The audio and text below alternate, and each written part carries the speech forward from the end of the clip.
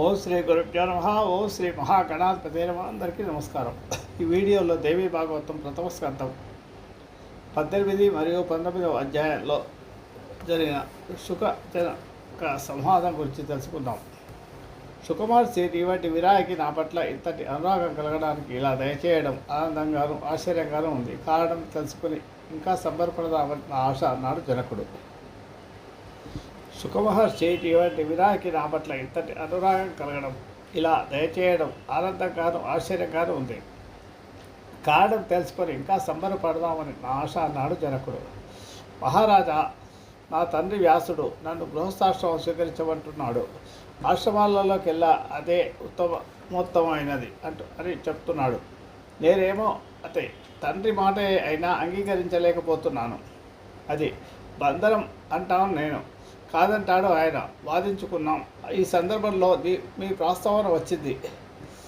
మిథిలా నగరంలో జనకుడనే మహారాజు ఉన్నాడు. ఆయన జీవన్ముఖుడు. విదేహ రాజ్యాన్ని అకంటకంగా పాలిస్తున్నాడు. అయినా మాయా పాశాల్లో చిక్కుకోలేదు. రాజ్యపాలన బంధనం అనుకోలేదు. నువ్వేమిటో గృహస్థాశ్రమానికి భయపడుతున్నావు. ఒకసారి వెళ్ళి ఆ భూపాలుని చూసిరా, నీ సందేహాలను తీరుతాయి కదా తీరుస్తాడు అన్నాడు. మళ్ళీ తిరిగి నువ్వు ఇక్కడికే రావాలి సుమా, లేదంటే ఇప్పుడే నేను చెప్పినట్టు విని వివాహం చేసుకో అని మా తండ్రి గారు చెప్పిన మీదట, మహారాజా, నేను మీ దర్శనానికి వచ్చాను. దయచేసి నా సందేహం తీర్చండి. నేను మోక్షకామిని. తపస్సులు, తీర్థాలు, వ్రతాలు, యజ్ఞాలు, స్వాధ్యాయనాలు ఇవి మోక్షాన్ని ఇస్తాయా, లేక జ్ఞానమే మోక్ష కారణమా? ఈ విషయాన్ని గురించి నాకు జ్ఞానం కలిగించండి అంటాడు. జనక మహారాజు ప్రశాంతంగా వింటాడు. సమాధానం చెప్పడం ప్రారంభిస్తాడన్నమాట. యాస్తయ విను, మోక్షం కావాలి అనుకునే విప్రుడికి కర్తవ్యం ఏమిటంటే ఉపనయనం చేసుకొని వెళ్ళి గురు సన్నిధిలో వేదాధ్యయనం చేయాల్సి ఉంటుంది. వేదాంతాలు అధ్యయనం ముగియగానే గురుదక్షిణ సమర్పించి ఇంటికి తిరిగి రావాల్సి వస్తుంది. గురుల ఆశ్రమం నుంచి గుణవంతురాలైన కన్యను వివాహం చేసుకొని గృహస్థుడు కావలసి ఉంటుంది. అగ్నిహోత్రాది కర్మలు నిర్వహిస్తూ సత్య వాంగ్మయంతో శుచిగా సంతోషంగా జీవయాత్ర సాగించాలి. దురాశ ఉండకూడదు. దుష్కర్మలు చేయకూడదు. కొడుకును మనమని ఎత్తి ఏకవచనం వానప్రస్థం స్వీకరించాలి. తపస్సు చేయాల్సి ఉంటుంది. అంతఃశత్రువులను 6 జయించాలి. అరిషడ్ వర్గాలన్నమాట. భార్యను కొడుకును బాధ్యతకు అప్పగించాలను. భార్యను కొడుకు బాధ్యతకు అప్పగించాల్సి ఉంటుంది. అన్ని ఆజ్ఞలను తాలోనే ఆత్మలోనే ఆరోపించుకొని శాంతచిత్తుడై శుద్ధ వైరాగ్య భావంతో తురీయాశ్రమంలో 4వది సన్యాసంలో ప్రవేశించాలి. విరక్తుడికే సన్యాసం తీసుకునే అధికారం ఉంటుంది, మరెవరికి లేదు. మరో మార్గము లేదు. ఇది వేద వ్యాఖ్యము, దీనికి తిరుగులేదు అంటాడు అని చెప్తాడు. పుత్రం పౌత్రం సమాసాధ్య వానప్రస్థాశ్రమే వసేత్ తపసా షడ్రిపూన్ జిత్వా భార్యాం పుత్రే వివేశ్య అనేది శాస్త్రవచనం. శుకర్షి మానవుడికి 48 సంస్కారాలు చెబుతోంది వేదం. ఇందులో 40 సంస్కారాలు గృహస్థుడికే. శబదమాదులు 8 మాత్రమే సన్యాసికి. ఆశ్రమం నుంచి ఆశ్రమానికి క్రమంగా వెళ్ళాలనే శిష్టుల అనుశాసనం ఇది. ఇక్కడ శుకుడు కల్పించుకున్నాడు.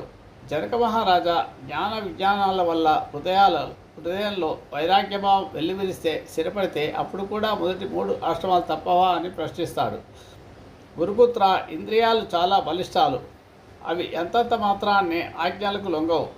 పరిపక్వ స్థితికి చేరుకొని అపరిణితులను అవి మరీ ఆట పట్టిస్తాయి. రకరకాల వికారాలను కూడా పుట్టిస్తాయి. ఇంద్రియాని బలిష్టాని నియుక్తాని మానద అపక్వస్య ప్రకుర్వంతి వికారాం స్థాననేకష అనేది శాస్త్రవచనం.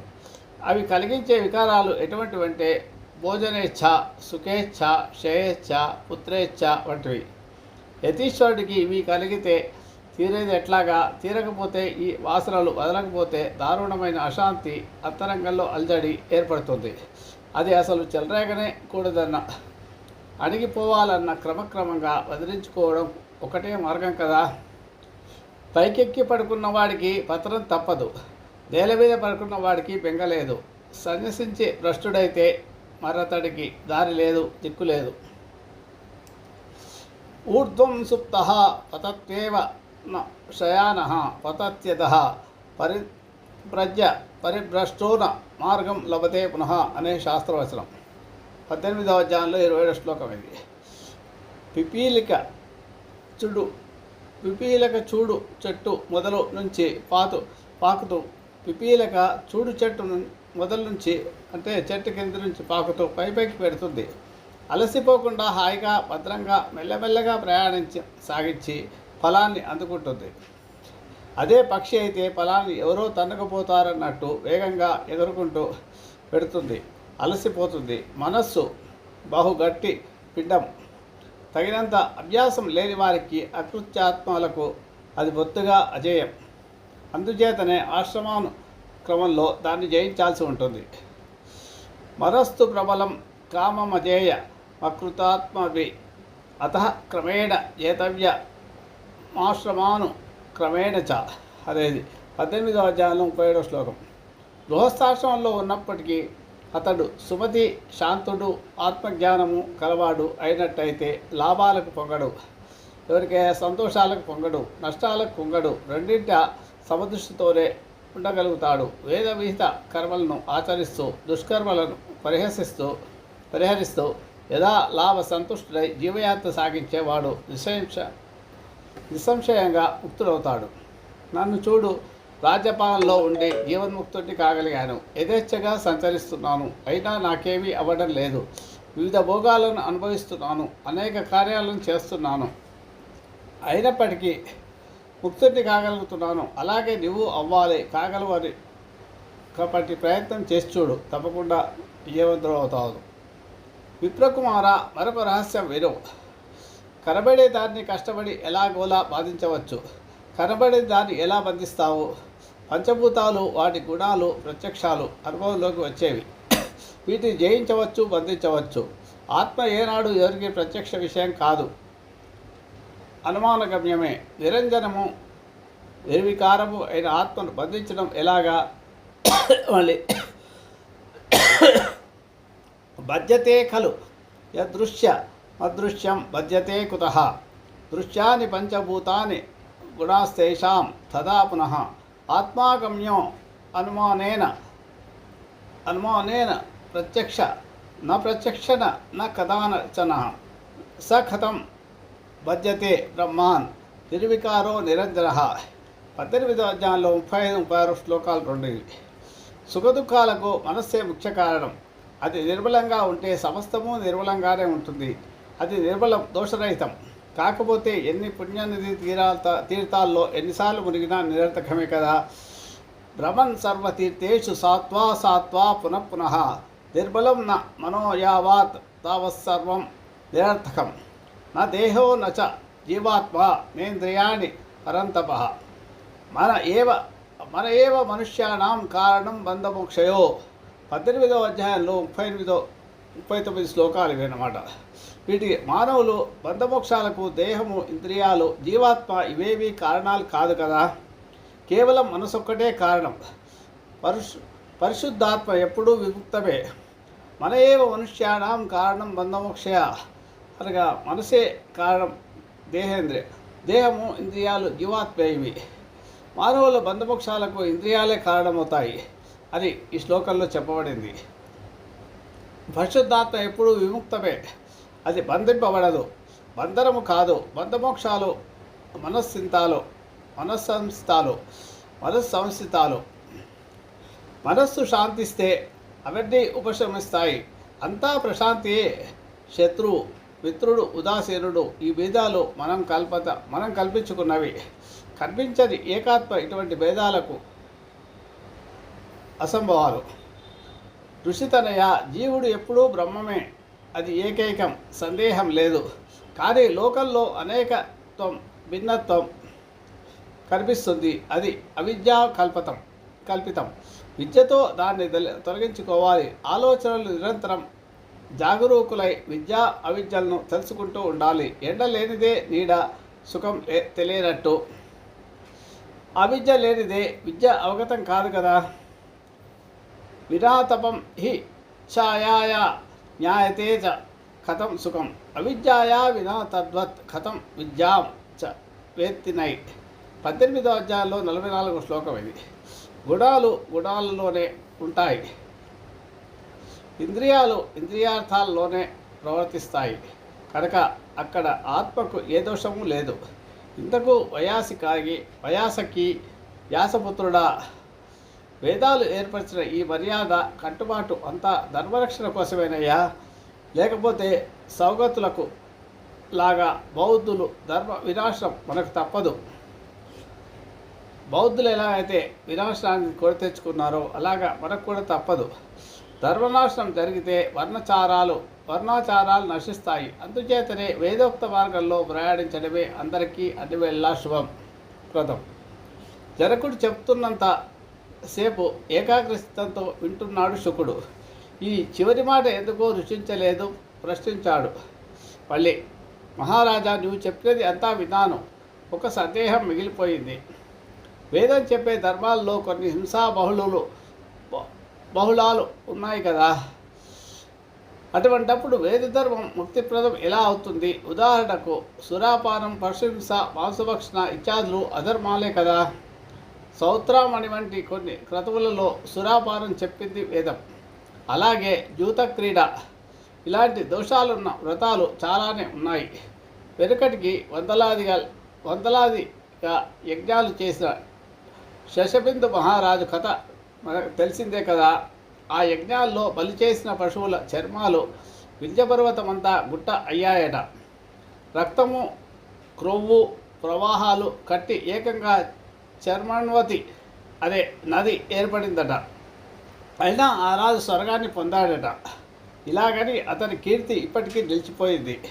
ఇటువంటి హింసాత్మక ధర్మాలను ప్రబోధించే వేదాల పట్ల నాకు గురి కుదరడం లేదు. పురుషుడు స్త్రీ సంగమం వల్ల సుఖపడతారు, అది దొరకకపోతే దుఃఖిస్తాడు. మరి సంసారి జీవన్ముక్తుడు ఎలా అవుతాడు? మహారాజా, ఇవి నాకు ఇప్పటికీ మిగిలిన సందేహాలు, దయచేసి వివరించమని కోరుతున్నాను అంటాడు శుకుడు. జనకుడు మళ్ళీ వివరించడానికి ఉపక్రమిస్తాడు. విప్రోత్తమ, యజ్ఞాలలో ప్రత్యక్షంగా కనిపించే హింస నిజానికి హింస కాదు, అది అహింస. ఉపాధి యోగాన్ని బట్టి కదా అహింసల నిర్ణయం.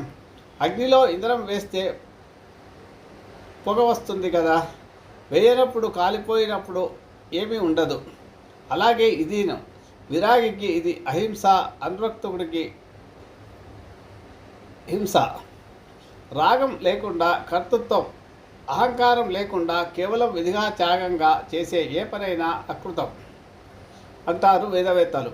ఆత్మను జయించిన ముముక్షువుల దృష్టిలో అది అహింస, గృహస్థులకేమో హింసగానే అనిపిస్తుంది. ఇక 19వ అధ్యాయంలోకి వచ్చాం మనం ఇప్పుడు. ఇలా చెప్పి జనకుడు ముగిస్తే కాబోలనుకున్నాడు శుకుడు. అక్కడితో హింసల గొడవ వదిలిపెట్టేశాడు. మరిన్ని మౌలిక సందేహాలు లేవనెత్తాడు. రాజోత్తమ, మాయావృత్తుడై మాయా మధ్యంలో ఉంటూ మనిషి నిస్పృహుడు విరాగి ఎలా కాగలుగుతాడు? శాస్త్రజ్ఞానంతో నిత్యానిత్య వివేకాన్ని పొందిన మనస్సు మోహాన్ని విడిచిపెట్టలేకపోతుంది. మరి నరుడు ముక్తుడయ్యేది ఎలాగా? అంతర్గతమైన చీకటిని తమస్సు పోగొట్టడానికి శాస్త్రబోధకుడు సరిపోతాడనుకోను. వెలిగించకుండా దీపం అన్నంత మాత్రాన చీకట్లు తొలగిపోతాయా? శాస్త్రజ్ఞానం ఆచరణలోకి రావాలి కదా. మోహ విభ్రాంతి తొలగితే ఆచరణలోకి వచ్చినట్టు లెక్క అని కదా. అంతర్గతం తమశ్చేతు శాస్త్రోద్బోధి హి క్షమ యథా నశ్యతి తమకృతయా దీపవార్తాయ. 19వ అధ్యాయంలో 3వ శ్లోకం ఇది. మహారాజా, మరొక సంగతి, ఏ ప్రాణికి హాని చేయకూడదు, ద్రోహబుద్ధి ఉండకూడదు. ఎప్పుడూ పండితులు చెప్పేది ఇదే కదా. గృహస్థుకి ఇది ఆచరణ సాధ్యమా? నీ మాటే తీసుకుందాం. విశేషణ రాజ్య సువేషణ సంగ్రామ జయేపణ ఈషణ రాజుగా ఇవన్నీ నీకు ఉన్నాయి. మరి నువ్వు జీవన్ముక్తుడు ఎలా అవుతావు? చోరుల్ని చోరులుగానే చూస్తున్నావు కదా. సాధువుల్ని సాధువులుగానే చూస్తున్నావు. స్వపరత్వం నీకు ఉంది. విధేయుడివి ఎలా అవుతావు? పులుపు లేదు, కారం ఉన్న రుచులని ఎరుగుదువు. నచ్చినవి శుభాలు ఆస్వాదిస్తోంది మీ చిత్తం. నచ్చనివి అశుభాలు రుచించనివి అలా ఆస్వాదించలేకపోతోంది. కాలోచితంగా జాగ్రత్త స్వప్న సుషుప్తి అవస్థలు నీకు నడుస్తూనే ఉన్నాయి కదా. మరి తురీయాశ్రమంలో సన్యాసం జీవన్ముక్తి ఉన్నానంటే ఎలాగా? రథ గజ అశ్వ పదాతి దళాలు నీ వంశంలో ఉంటాయి. వీటన్నింటికీ నేనే ప్రభువును అధిపతిని అని అనుకుంటూ ఉంటావా? ఉండవా? రుచికరమైనది నచ్చినది తింటున్నావు, ఆనందిస్తున్నావు. ఇంకా విమనస్కత్వం ఏమిటి? పూలదండ నాగు పాముల పట్ల సమదృష్టి కలవాడు ఎవడు? ఎక్కడున్నాడు? హే రాజాన్, మట్టి చెక్కను బంగారు ముక్కను ఒకేలా పరిగణిస్తూ సర్వత్రా ఏకత్వ బుద్ధి కలిగి సర్వప్రాణకోటికి హితం చేస్తున్నట్టయితే అతడు కూడా విముక్తుడంతేనే. విముక్తస్తు విముక్తుడంటేను ఎలాగా? విముక్తస్తు భవేద్రాజన్ సమలోష్టాష్మ కాంచన ఏకాత్మ బుద్ధి సర్వత్రా హితకృత్సుర జంతుషు. ఇది 19వ అధ్యాయంలో 11వ శ్లోకం. రాజేంద్ర, నిజం చెప్తున్నాను, నా మనస్సు ఇప్పుడు ఇంటి గుమ్మలవై పోవడం లేదు. అత్యంత విరాగిని, ఏకాకిగా సంచరించాలని కోరిక ఉంది. కందమూల ఫలాలు తింటూ నిస్సంగంగా, నిర్మమంగా, శాంతంగా ఒక అడవి జంతువులాగా నిర్విద్యున్నై చేయి చాపని వాడుగా కాలం గడపాలని ఉంది. విరాగిని, గుణాతీతుణ్ణి. నాకు ఇల్లు ఎందుకు, ఇల్లాలెందుకు, డబ్బు ఎందుకు? మరి నువ్వో రాగ సుమాకులుడివి. నీ వైరాగ్యం వట్టి నటన, దంభం. కాసేపు శత్రు చింతన, కాసేపు కోశ ధన చింతన, కాసేపు సైన్య చింతన. నీకు ఇంకా నిశ్చింత ఎప్పుడు? నీ వంశీయులకు విదేహులు అనే పేరు పెద్ద అసత్యం, మోసం. మితాహారులైన వైఖానస మునులు కూడా అసత్యమని ఎరిగి సంసారాల్లో పడిపోతున్నారు, బోహులవుతున్నారు. ఇక మీరనగా ఎంత? మిమ్మల్ని విదేహులు, మూర్ఖుడిని విద్యాధరుడు అనడం, పుట్టుగుడ్డిని దివాకరుడు అనడం, దరిద్రుడిని లక్ష్మీధరుడు అనడం లాంటిది. పేరుకే విదేహులు, కర్మాచరణకు కాదు కదా. విద్యాధరో యథామూరో జన్మాందిస్తు దివాకర లక్ష్మీధరో దరిద్రశ్చ నామ తేషాం నిరర్థకం. ఇది 19వ అధ్యాయంలో 19వ శ్లోకం. ఇక విద్యాధరో యథామూరో జన్మాంధస్తు దివాకర లక్ష్మీధరో దరిద్రశ్చ నామ తేషాం నిరర్థకం. ఇది 19వ అధ్యాయంలో 19వ శ్లోకం. ఈ ప్రథమ స్కంధంలోనిది. అసలు కథ చెప్పన జనక మహారాజా, మీ వంశానికి మూలపురుషుడు నీవి. ఒకప్పుడు యజ్ఞ నిర్వహణ కోసం వశిష్ఠుడిని ఆహ్వానించాడు. అతడు వచ్చాడు. దేవేంద్రుడు ఒక యజ్ఞం తలపెట్టాడు. అది పూర్తి చేయించి వెంటనే వచ్చి నీ యజ్ఞం నిర్వహిస్తానని చెప్పి వెళ్ళిపోతాడు. ఈలోగా నెమ్మదిగా సంబరాలు సమకూర్చుకో అని చెప్పి వశిష్ఠుడు వెళ్ళిపోతాడు. మరొకరిని అధ్వర్యుడిగా నియమించి ఇవి తన యజ్ఞం జరిపించుకుంటాడు. అది తెలిసి వశిష్ఠుడు అలిగి దివి శరీరం పతనమైపోగాక అని శపిస్తాడు. దివి అలాగే మారుశాపం ఇచ్చాడు, వశిష్ఠుడి శరీరం పడిపోగాక అని. ఇద్దరూ అన్యోన్య శాపాలతో పడిపోయారట. అప్పటి నుంచి మీ వంశీయులు విదేహులు అయ్యారే తప్ప దేహాభిమానం లేనంతటి విరక్తులైనందువల్ల మాత్రం కాదు. అది సరే, విదేహుడు గురువును శపించడం ఏమిటి? ఇదంతా వినోదంలా అనిపిస్తుంది నాకు. రాజా, నీవేమంటావో? శుకుడు కొంచెం ఘాటుగానే మాట్లాడతాడు జనకునితో. అయినా జనకుడు ఇచ్చేంద్రియుడు, జీవన్ముక్తుడు కదా, నిండుకుండా ఇదంతా విని వివరణ ఇవ్వడం ప్రారంభిస్తాడు. విప్రేంద్ర, నువ్వు అన్నది నిజమే, అసత్యం ఏమీ లేదు. అలాగే జరిగి ఉంటుందని నా అభిప్రాయం కూడా. సరే, దానికేమి, వంశచరిత్ర కాసేపు అలా ఉంచుతాం. నువ్వు గురుపుత్రుడివి, గురువు నాకు పరమపూజ్యుడు. పితృబంధాన్ని విడిచిపెట్టేసి నువ్వేమో అరణ్యాలకు పోవాలి అనుకుంటున్నావు. అక్కడికి వెళ్ళిపోతావు. వెళ్ళాక నీకు అక్కడ మృగాలతో అనుబంధం ఏర్పడుతుంది. ఏర్పడదా? సృష్టి అంతటా ప్రాణకోటి ఉంది కదా, మరి నిస్సంగత్యం నీకు మనిషికి ఎలా సాధ్యపడుతుంది? ఆహారం కోసం అది ఆకో అలమో ఏదైనా కానీ దానికోసం చింత తప్పదు కదా, మరి నిశ్చింతుడివి ఎలా కాగలుగుతావు? వనాల్లో ఉన్న దండాజీనాల చింత ఎటు తప్పదు, అలాగే ఆలోచించకపోయినా నాకు రాజ్య చింత తప్పదు.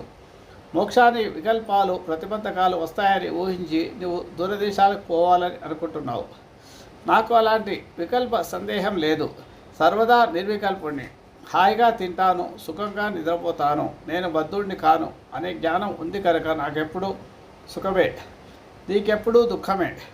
బద్ధుడిని అనుకుంటున్నావు కనుక అందుచేత ముందు ఆ శంక వదిలించుకో, సుఖపడతావు. ఈ దేహం నాది, ఈ బంధం నాది కాదు అని గ్రహించడమే ముక్తత్వం అంటేను.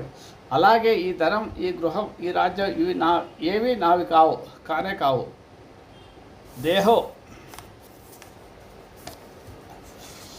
దేహోయం మబంధోయం నమేతి చముక్తత తదాతన గృహం రాజ్యం న మమేతి నిశ్చయ.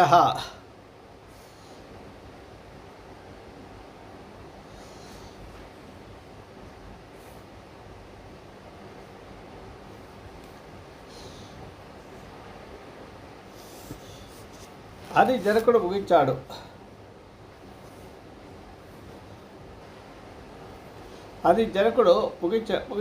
అప్పటికి శుకుడికి సంతృప్తి కలిగింది. వీడుకోలు తీసుకునే వెంటనే వ్యాసాశ్రమం చేరుకున్నాడు. తిరిగి వస్తున్న కొడుకును చూసి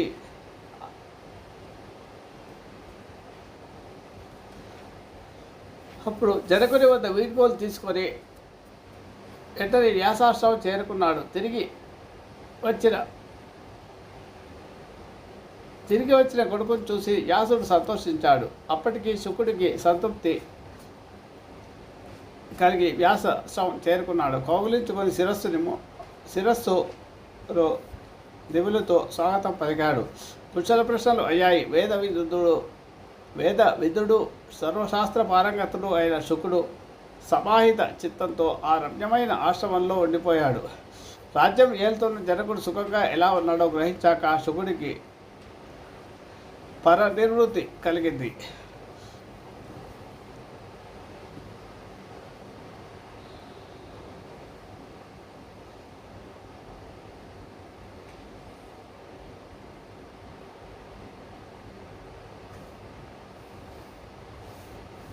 యోగ మార్గం ఆశ్రయించాడు.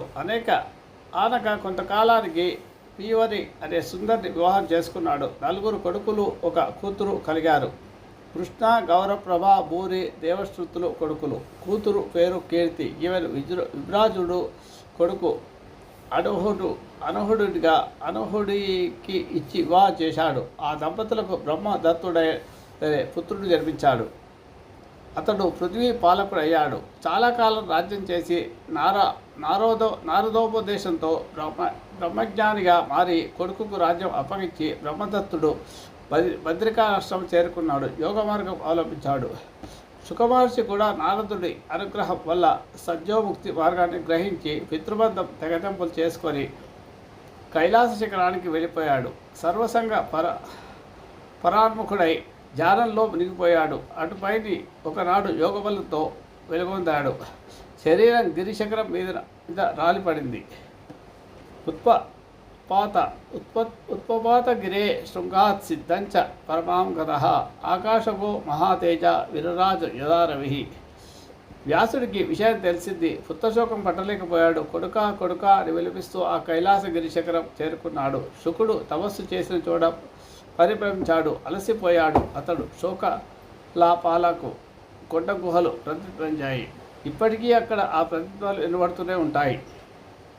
పుత్రా అంటూ విలపిస్తున్న వ్యాసుడిని చూసి శివుడికి జాలి కలిగింది. స్వయంగా వచ్చి ఓదార్చాడు. వ్యాస, ఏమిటి ఈ వెర్రి? దుఃఖించకు. నీ పుత్రుడు మహాయోగి అకృతాత్మలకు దుర్లభమైన పరమగతిని పొందాడు. అతడి కోసం విలపించకూడదు, తప్పు. పైగా నీకు శోకరహిత స్థితి తెలుసునా కదా, నువ్వు శోకించడం ఏమిటి? ఆ కొడుకు వల్ల నీకు ఎంత కీర్తి వచ్చిందో గ్రహించావా? నువ్వు అసలు ఊరుకో. ఊరడించడం శివుడి ప్రబోధం పనిచేయలేదు. మహాదేవ జగత్పతి, ఏం చేయను, నా దుఃఖం ఉపశమించడం లేదు, కొడుకును చూడాలని తాతాలాడుతున్నాయి నా కళ్ళు అన్నాడు వ్యాసుడు. శివుడికి మరింత దయ కలిగింది. అయితే సరే, సత్యవతి పుత్ర, నీ పుత్రుడు నీడ నీ పక్కనే ఉంటుంది, దాన్ని చూసి సంతృప్తి చెందు, శోకం విడిచిపెట్టు అని వరం ప్రసాదించి శివుడు మాయమయ్యాడు. వ్యాసుడికి కొడుకు నీడ కనిపించింది. చూసి సంతృప్తి చెందాడు. ఏడుపు ఆపేసి తన ఆశ్రమానికి వెళ్ళిపోయాడు. అధ్యాయం 19లో 60 శ్లోకాలు. తన ఆశ్రమానికి వెళ్ళి వ్యాసుడు ఏమి చేశాడు, ఎలా కాలం గడిపాడు అనే శౌకాది మహాములు సూతుడిని అడిగారు. అనంతరం కథను అతడు క్లుప్తంగా చెప్పడం ప్రారంభించాడు. ధృతరాష్ట్రాది జననం వివరాల తర్వాత వీడియోలో తెలుసుకుందాం. సమాప్తం. మీకు నా వీడియో కనుక నచ్చితే లైక్ చేయండి, షేర్ చేయండి. ఈ వీడియో కింద ఉన్న బెల్ ఐకాన్ను క్లిక్ చేయడం ద్వారా నా ఛానల్ను సబ్స్క్రైబ్ చేసుకోండి. దీనివల్ల మీకు నా వీడియోలు అందుబాటులో ఉంటాయి. Thank you.